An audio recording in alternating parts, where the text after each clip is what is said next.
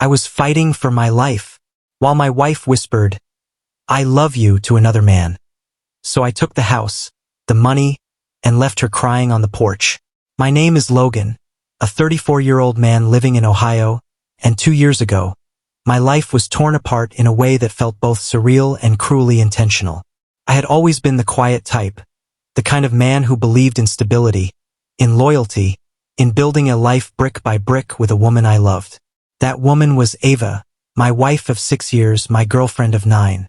We had laughed together, cried together, dreamed of a future together, and I swore I would grow old with her.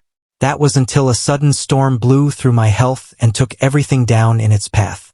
I was diagnosed with an autoimmune disorder, one that didn't threaten my life directly, but stripped it away in pieces.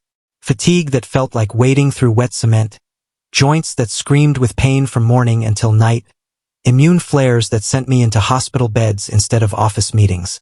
I couldn't work. I couldn't do much without help.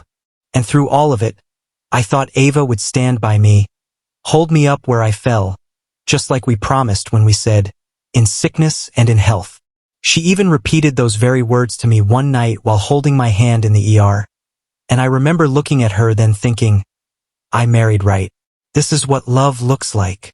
For a while, she was everything I needed, driving me to appointments, managing our bills, picking up my medication, cooking when I couldn't stand long enough to hold a pan. I watched her take on the weight of my illness without complaint, and I told myself, Logan, this is what marriage is supposed to look like. But somewhere along the way, things began to shift, quietly, slowly, like a faucet dripping in the dead of night. It wasn't dramatic at first. The texts that used to come daily, sweet notes about missing me, wondering if I needed anything, they became less frequent.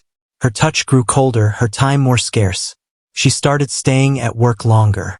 Weekends that we used to spend cuddled up on the couch turned into girls' days or errands that lasted too long and returned her home looking a little too put together.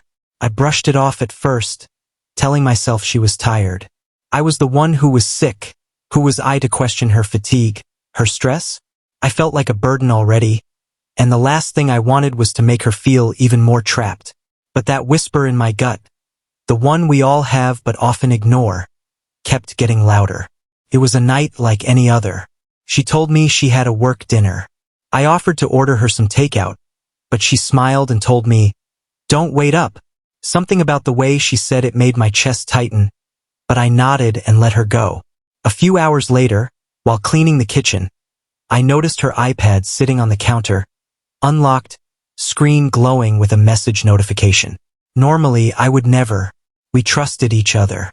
But that night, my fingers moved without my permission, guided by a pain I didn't yet understand. What I found wasn't a text thread, it was a damn affair. His name was Jason. The messages were explicit. Months of conversations, her telling him she missed his touch, planning secret weekends, making fun of me, laughing at how I was too sick to notice. I scrolled through pictures, voice notes, inside jokes. Her words saying, "I can't wait to feel you again." And the worst one, her telling him she loved him, while I was lying in bed, clutching my stomach, too weak to stand. She was out there loving someone else. I didn't scream. I didn't cry. I just sat there, numb, as the life I thought I had disintegrated before my eyes. For what felt like hours, I stared at that screen, and something inside me hardened. A switch flipped. I realized I might be sick, but I wasn't weak. And if Ava thought she could sneak around behind my back while I lay there vulnerable, then she clearly forgot who the hell I was before this illness. That night, I slept next to her in silence, staring at the ceiling, listening to her breathe like nothing was wrong. But everything had changed. She didn't know I knew, and that meant I had time. Time to plan. Time to take everything she thought I was too helpless to keep. The next morning, I got up before her, made coffee, kissed her on the forehead, played the loving husband while my mind ran through steps like a chess grandmaster planning his final checkmate. As soon as she left for work, I got to work too. First, I locked down every shared account, changed passwords, locked out her access to the mortgage, credit cards, savings. Then I reviewed our phone logs. We were on a family plan, so I had all the data I needed. Every late night call, every weekend excuse, it all matched up. I compiled evidence, screenshots, printouts, GPS logs, even security footage of her leaving with bags when she told me she was grabbing dinner with coworkers. Then I found a lawyer, Rachel. She was sharp as a razor and twice as cold.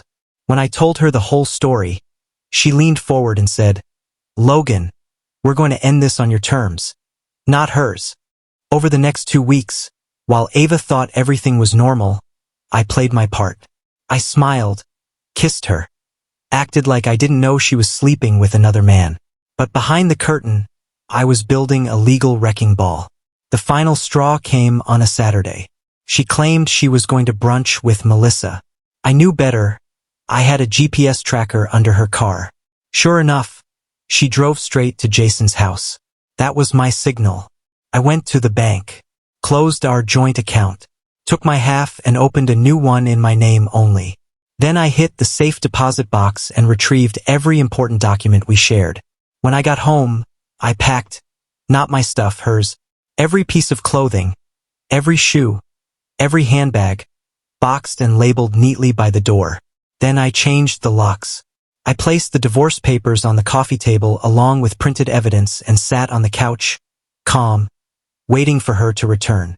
When she pulled into the driveway, I watched her through the window. She was smiling, fixing her hair in the mirror like she wanted to look extra cute. She tried her key, once, twice, 3 times. Nothing. I opened the door slowly, just enough for her to see my face. "Logan, the lock's jammed?"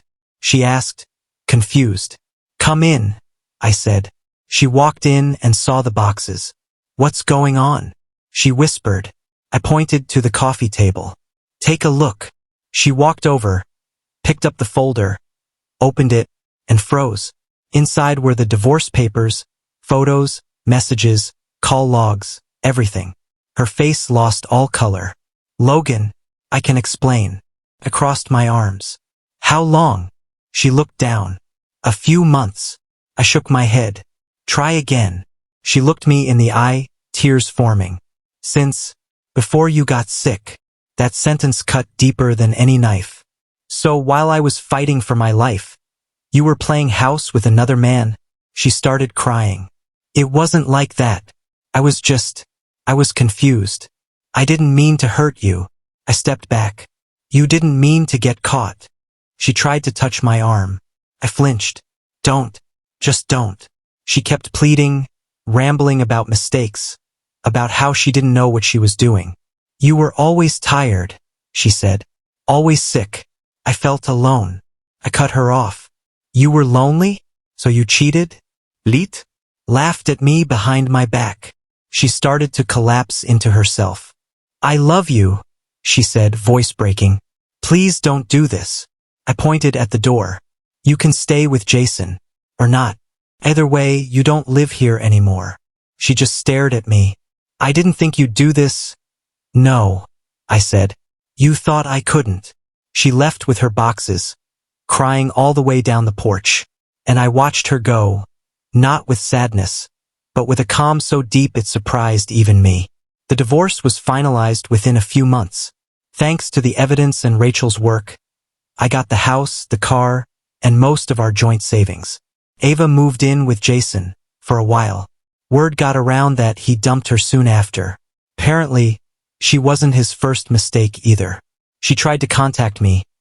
Texts, emails, even showed up at my work once, causing a scene in the parking lot.